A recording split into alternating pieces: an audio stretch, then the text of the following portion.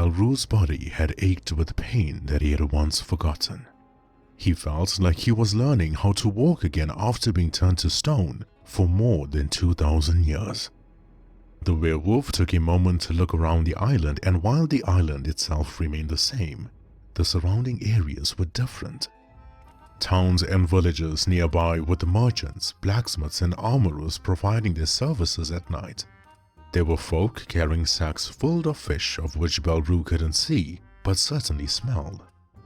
Though he was a long way from home, he knew one thing. If he could breathe life once again, it meant the 2 special class werewolves that were written into the prophecy have activated the stone tablet, an artifact linked to Belru's soul. But after 2,000 years, the cities surrounding the island had indeed become different, not just by scenery or by development. Monsters could now walk freely here, which was rather strange. Succubi, plural for succubus, were walking around the markets like they were invisible. Succubi were female demons or supernatural entities that visited men in their dreams or at night, seducing them and drawing out sexual energy to sustain themselves.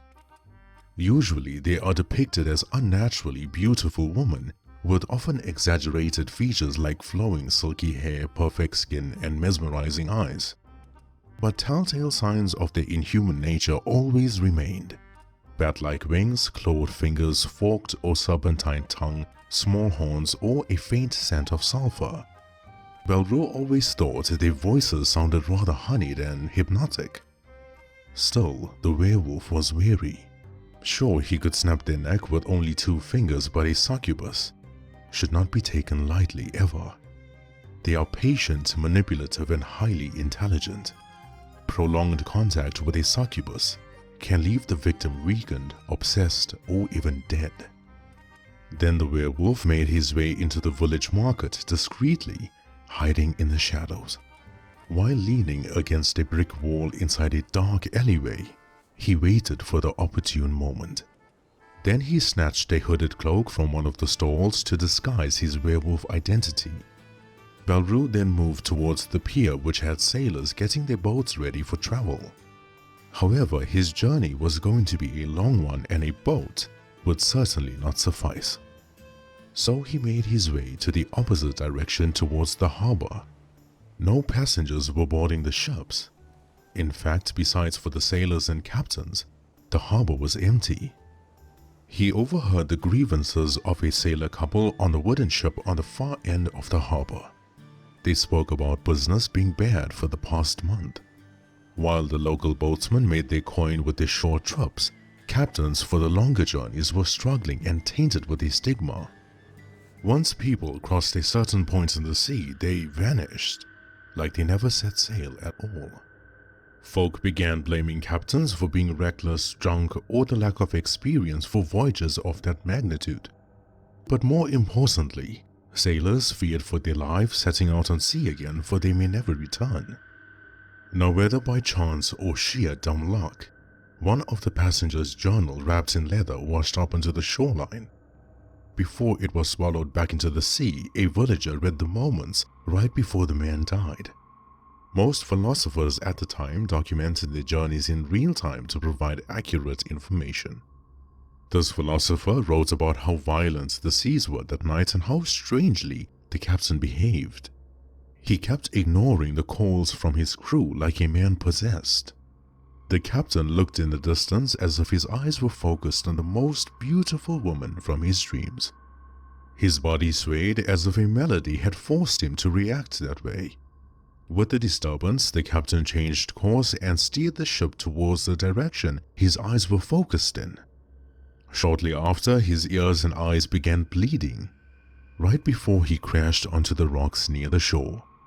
That's where the letter ended, and the philosopher as well as the captain and his crew were never found. Belru from a distance leaned in and pondered. This sounded awfully familiar. The werewolf then walked towards the couple on the far end, the ones who shared the grievances. The man's name was Obsidian, a short, buff black man that had forearms the size of Popeye's. His recent girlfriend Lamara, a white woman with blonde hair, lean and stern, had just joined the Obsidian ship last night. Belru kept his head as low as possible as the hood covered his face, while the darkness of night kept his identity hidden. The werewolf greeted them and described the place that he wished to go to. That wouldn't be possible, Obsidian told him, since that village the werewolf speaks of no longer existed under that name, rather changed to the Harrow or the Harrowing for outside folk. Lamara also told the werewolf they wouldn't be able to take him there either way. For something dark and evil lurks the seas at night. The werewolf replied, "You will take me to this place and you will do it for free." Lamara snorted, then said, "Excuse me, who do you think we—" But Obsidian held his hand out to calm her down when he said, "It's okay, dear, let the man finish. I will kill the creatures that haunt your seas.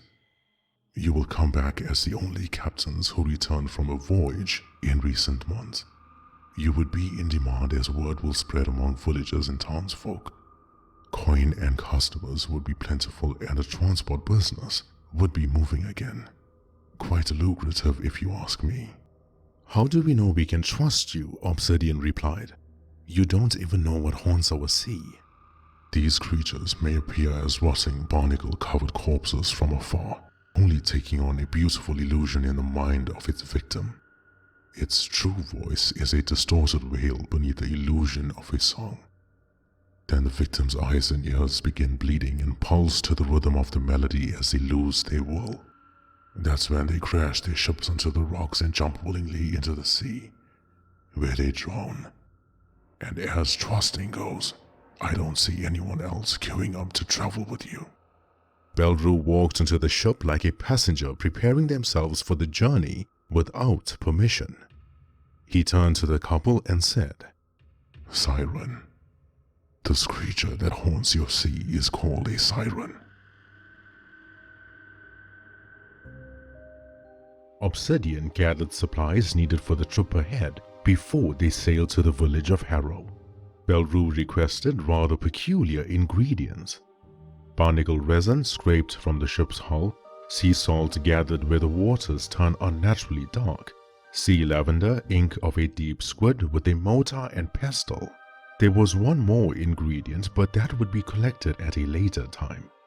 The couple did not ask further questions about the ingredients. Whoever this being was frightened them more so than the dark seas.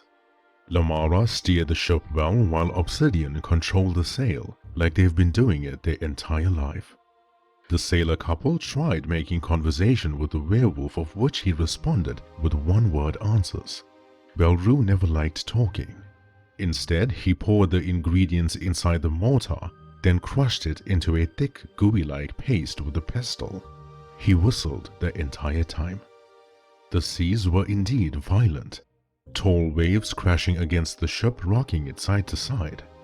The menacing storm clouds bursting with rain, while the thunder cracked and echoed throughout the sky. But then, the whistling stopped. Beneath the hooded part of the cloak, Belru's ears moved attentively, hearing a faint melody in the distance traveling across the water. It sounded peaceful and soothing, like an invisible, cozy, fluffy blanket providing you with warmth from the strong winds at sea. Lamara's eyes widened as she turned to say something to the werewolf, but Belru held his finger to his lips as a gesture for her to keep quiet. Lamara, in that moment, saw just how sharp his fingernail was glistening in the stormy night. However, she kept her wits about herself. Their passenger was indeed a monster, but if he wanted to kill them, he would have done so a long time ago. Her boyfriend, on the other hand, began behaving strangely. His body swayed like a man drunk on love. His ears and eyes began bleeding, but he smiled the entire time. Not once did he feel pain or discomfort, rather possessed by this love drug soothing his mind. When Obsidian steered the ship off course, Belru stood up, trying to maintain balance. Lamara, rightfully so, yelled and panicked, trying to steer the ship back on course. But her boyfriend's grip was so tight on the wheel, his hands would need to be cut off to let go. Then Belru held the mortar underneath Obsidian's ear as the blood dropped inside. The victim's blood was the final ingredient. The werewolf asked Lamara to administer the concoction to her boyfriend, making sure that he drank every last drop. She was frantic and out of control, but Belru's calmness was more eerie than reassuring.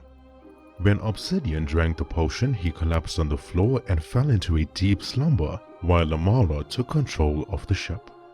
The storm was so intense she had to yell at the top of her lungs just to communicate with Belru. The werewolf, on the other hand, heard their tune change.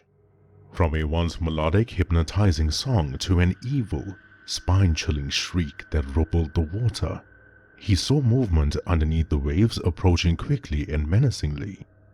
Lamara shouted, "There, do you see it?" But Belru had already dove into the Black Sea without fear or hesitation. There were large splashes like explosions underwater, from the left side of the ship to the right, then behind and back to the front. The movement was so quick that Lamara felt dizzy just trying to keep up. But then, shortly after, the siren's head gets tossed onto the ship deck. Disgusting, ugly, rotting corpse-like features with teeth, much like fish. Belru climbed back onto the ship and shook off the water, soaking his brown fur. He sat back onto the deck, whistling his favorite tune like nothing happened. He looked at Lamara and said, "Might want to put that into a sack of some sort. Once that siren's head further decays, it's going to summon all sorts of creatures, ones that travel by flight, not by water. Take it back to the harbor. Show the people proof that you and your boyfriend killed this creature haunting your seas at night." The woman thanked him, not by words, just a bewildered and somewhat frightened nod of acknowledgement to what he said. Obsidian was still asleep inside the ship's cabin, heavily sedated from the potion the werewolf had concocted. 1 hour had passed when Lamara had found the courage to speak. Maybe the silence gnawed at her, more so than the violent waves crashing onto the ship. How did you know how to counter the siren's hypnosis? When you've lived as long as I have, you learn a thing or two. I see. Why do you want to go to the village of Harrow? Besides him, the village is empty. Marsmere, or shall I say the Harrow, was once my home, though I've been gone for a very long time. Who's the him you are referring to? The White Wolf, Ragnar Liefsson. A giant werewolf, much taller than you, with frightening red eyes that could pierce through your mind. Rumor has it he was a warrior-knight-turned-monster from a demon that came to Earth. The lines on Belru's forehead creased and drooped when he frowned. Could it be? Could it be this white wolf Lamara speaks of was one of the special class werewolves written into the prophecy? The legendary werewolf replied, "This white wolf, is he a friend to the land or a foe?" Did you not just hear me about the blood-red eyes that glow in the dark? The guy is a freak. He slaughtered all those villagers that once lived in the Harrow. Why did he slaughter them? Why? What do you mean, why? Well, if you know humans the way I do, as well as the dark practices they follow, maybe he had a reason, or maybe he is a villain. Belru shrugged. Either way, that is my destination. But then he began snuffing. His senses had been fluctuating ever since his return. What was that strange smell that he recognized? Just as they neared the village, Lamara turned to Belru and smiled, so eerily that her jaw seemed to be dislocated. She says, Veltharn Korun Beldrakshel, Karbeth Belru Volantharon. Before she uttered the last word, Belru leaped at her, but his body stiffened. His eyes turned yellow and the werewolf felt trapped inside his own mind. Lamara giggled as she circled him. She said, The legendary werewolf. You've been gone for a very long time. The scent of my dark magic has eluded you this time. Perhaps next time I won't be so lucky. How foolish of you to assume no one noticed the statue on the island has crumbled into stone. How dull have your senses become to forget that we witches need to be taken more seriously. You are commanded by my incantation. You will slay the Reaper and the White Wolf, then return to me. The werewolf jumped off the ship when they reached the village of the Harrow. Lamara sailed away as Obsidian began regaining consciousness, confused and dazed and unaware that his new girlfriend had been a witch this entire time. Belru walked through the village feeling the cool breeze blowing through his fur like rustling leaves in the wind. There was a log cabin near the mountaintop that had two immensely strong energies emanating from it. When he climbed up the village rocks, he banged on the door with his monstrous fist. 3 slow yet heavy knocks, thumping on the wooden door. The Grim Reaper opened the door and stood baffled and terrified. "No, it cannot be," he said as he backed up a few steps. Just before Ragnar the White Wolf could join the Reaper side by side, Belru swung his forearm, striking death, sending him flying through the village of the Harrow. While the White Wolf leaped at Belru, he had thought, Famine, who dragged me on the ground like I weighed close to nothing, not once struck the Reaper and I with so much of force. Yet this werewolf sent him flying like he was an insect. The warrior-knight-turned-werewolf pushed Belru Caesar out of the log cabin, snapping and crumbling a large portion of the wall. Both titans rolled on the ground with the impact, then slid and stumbled to find their footing again. The legendary werewolf, much shorter than Ragnar, stood normally with no battle stance, his eyes glowing yellow that were trying to switch off like a fused light bulb. The White Wolf with his glowing red eyes displayed the opposite. The same battle stance that he took as a human warrior had now secured his feet to the ground. He growled as his sharp teeth made itself known. Then there was silence. Just cold wind whistling in the village. Just the calm, gentle waves from the lake echoing throughout. Ragnar moved his fingers the way a gunslinger would get ready to draw his weapon and fire. And then he charged forward. From punches thrown to swinging claw swipes, swift knees and short push kicks, the White Wolf landed every single strike that he made. Though what was the use when Belru took those hits and smiled cunningly? This wasn't the witch's curse that was giving him this power. This was just how strong the legendary werewolf really was. He struck Ragnar with his fist. Just one hit was all it took. The White Wolf was pushed back, sent flying through the village houses. Then he got right back up and repeated the process. Those singular strikes from Belru would kill almost anyone, yet Ragnar Liefsson kept getting up. At that moment, behind Belru, the Reaper seemingly grew in size to match the legendary werewolf, grabbing him in a bear hug. He yelled at Belru to snap out of it, but the werewolf tossed him aside with no effort whatsoever. The White Wolf and the Grim Reaper regrouped, standing next to each other facing this monstrosity of a werewolf that had power like nothing they've ever faced before. How long were they going to keep this up for? Ragnar turned to the Reaper and asks, Why on earth are you trying to calm him down? Why the hell are you not fighting like you did before? The Grim Reaper replied, Belru is trapped. Somehow we need to get him out of it.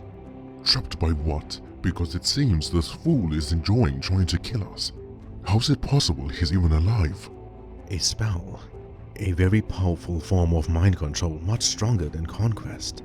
My brother is the only one that has access to witches of this caliber. Victor activated the stone tablet. Maybe that's how Belru's soul was released. Why not join bodies the way we've done in the swamp? Surely we can take him that way. No. Belru is holding back. He's holding back because we are weaker than him. Holding back? Holding back? What nonsense! He just sent you flying across the Harrow. Exactly. If Belru wanted us dead, we'd be dead already. Trust me on that. Right now, if we merge, our power matches his and he'll take the fight seriously. Something possesses his mind. He's fighting it, or at least trying to. We've got to get him to break free. While the fight continued, Eleanor the elf and Berthold the warrior dwarf reached the Harrow with haste from the noise. The elf lord fired arrows swiftly like her bow was moving on its own. But Belru walked towards them, catching the arrows in mid-flight before it even reached his head. Berthold threw one of his axes with so much of force it made a whooshing sound, cutting through the cold air. The legendary werewolf deflected the weapon, smacking it away into one of the village houses. While the axe was made with the finest dwarven steel, it seemed to have little to no effect on Belru. "What the hell is wrong with this guy?" the dwarf asks in bewilderment mixed with fear. Legend told stories that Belru was a good guy. What did both of you do to piss him off this way? Eleanor never missed a shot before, but the legendary werewolf made her look like an amateur archer. No one caught her arrows before. Roars, battle cries, thunderous strikes echoed throughout the land, alerting friends and foes alike. Myra, the Witch of Redwater with long dark brown hair and purple eyes, also made her appearance in the Harrow. By her side, she was accompanied by Lancelot, the goblin servant, while they jumped through the magical portal. They attacked the legendary werewolf all at once, and while their blows were landing, sometimes at least, he bested them. The Grim Reaper, however, knew how they could end this mayhem. He whispered something to Myra as she stepped back in confusion. "Go now and get him," the Reaper yelled as his eyes turned into fiery flames. "Go, all of you, the witch will tell you what to do." And as the witch, goblin, elf, dwarf, and the white wolf left the village with haste, searching for the being the Grim Reaper commanded them to find, the village of the Harrow had only 2 people left. Belru, the legendary werewolf overtaken by mind control, and Death himself. The Reaper stands on one end while Belru on the opposite. Death spun his scythe around him, then brought it forward, the way that a martial artist would swing a bow staff. "All right, legendary werewolf," Death said as his eyes glowed red. "Let's wrap this up." When Lamara returned to the island, she parted ways from Obsidian like he meant nothing. Folk praised him for being the only captain to return safely, as well as making their seas safe again. She never cared about the compliments or praises, nor did she care about the siren's head lying inside the boat. Her work was done. The witch moved into a dark passageway in a quiet village. Then she looked left and right and opened a grate underneath her feet. Lamara traveled in the underground tunnel, but the stench never bothered her. Perks of knowing spells and curses. She began writing strange symbols on the bricked wall as it became a portal leading straight to a place she wished she never knew. The place that had forgotten the sun. Mountains, dead trees, vast burnt land with bodies lying everywhere on the ground. So much so that one would not know where to step. The soil was slick with ash and rot, and the air was thick enough to chew. Then she heard it. She heard the bellow. Deep, frightening, and so loud the witch had no choice but to cover her ears.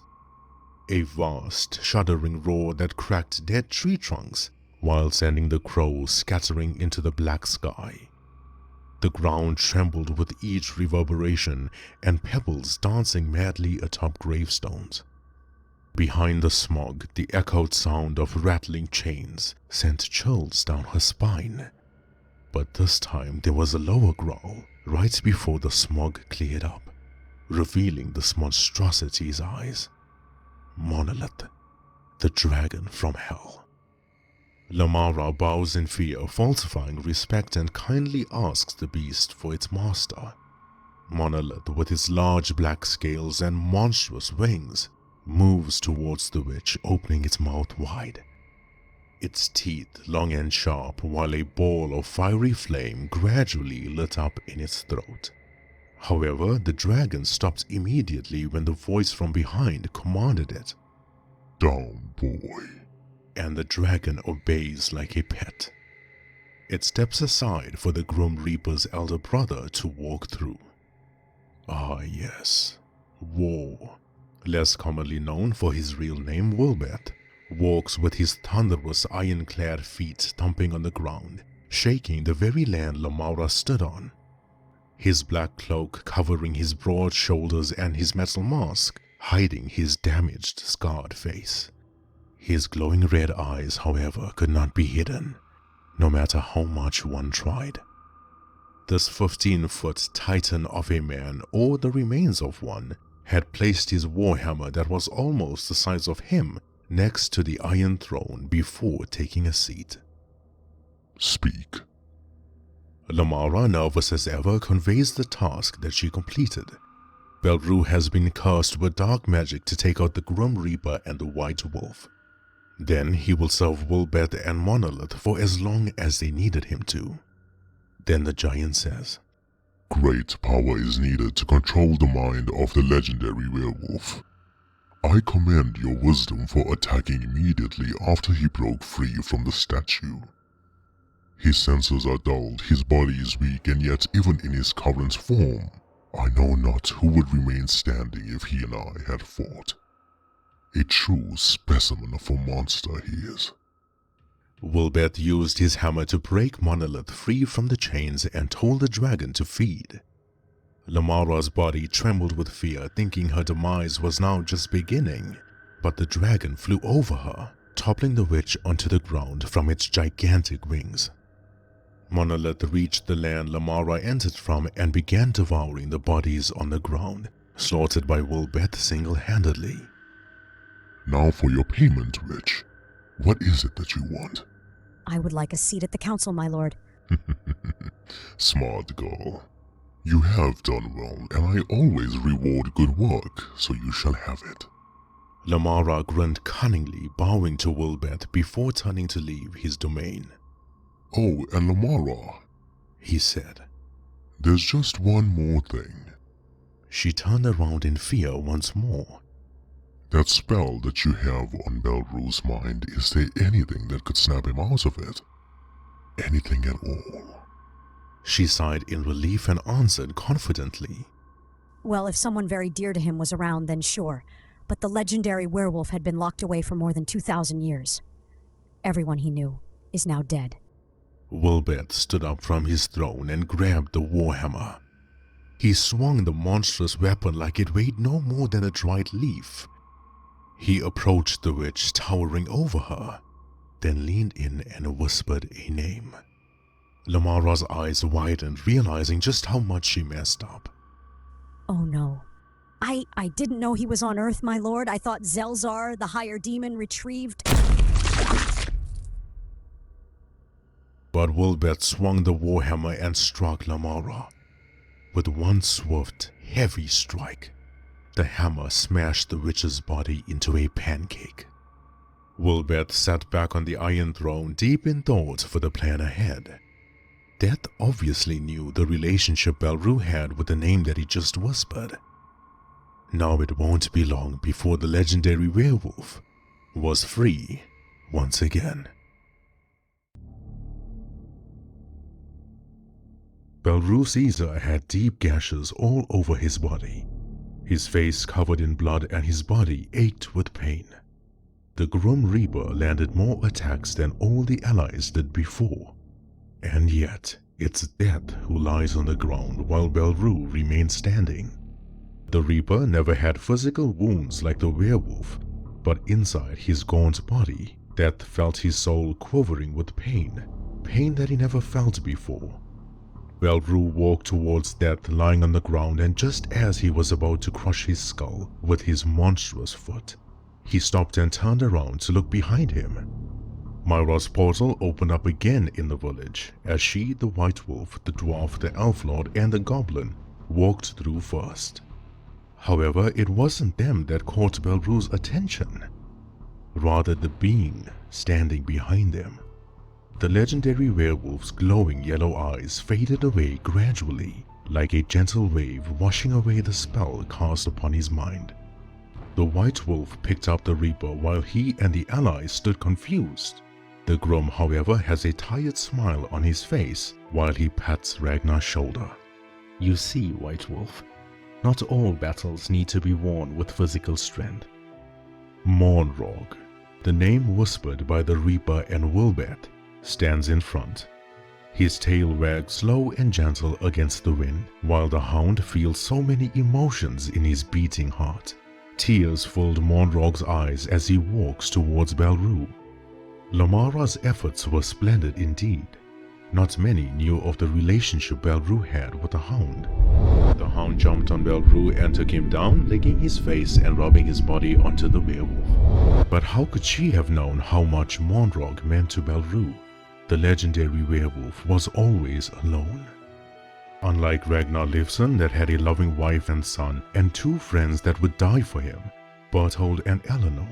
Unlike Victor Humbridge that were friends with all the above mentioned, including Fillion Hunt and Myra, Belru had no one. He was thrown into hell, lied to, kicked down, spat on, ridiculed by demons, while being beaten and left for dead by the angels. He never felt a loving touch from anyone, except for Monrog, when the hound was just a pup. You're awfully strong for your size, little one. Belru was turned to stone before he could rescue the hound from hell, and Monrog spent eons trying to find his friend to no avail. You can understand me. Monrog wagged his tail rapidly and barked once for yes. That was the reason why the hound was in charge of slaughtering angels when he found out what they did to Belru. Belru Caesar bent down on one knee as the hound gently rubbed against him. His tail wagging faster this time. Monrog lets out a whimpering cry, showing all the emotion gushing out at once. Don't worry, little one, I will come back for you. Once all this is over, I will take you away from this place. The werewolf runs his fingers through the hound's fur and gently caresses the side of its face. Monrog the hellhound puppy never knew. That was the last time that he would see Belru. While Belru may not have experienced love the way the other werewolves had, the kindness given to him by Monrog was something that he would never forget. So much time has been lost and so much Monrog has grown. Belru had an expression on his face, like a father seeing his son after a very long time. And finally he speaks. He says 3 words that gives the confirmation the spell cast by Lamara has completely left his mind, body and soul. 3 words that he never said to anyone. My dear friend,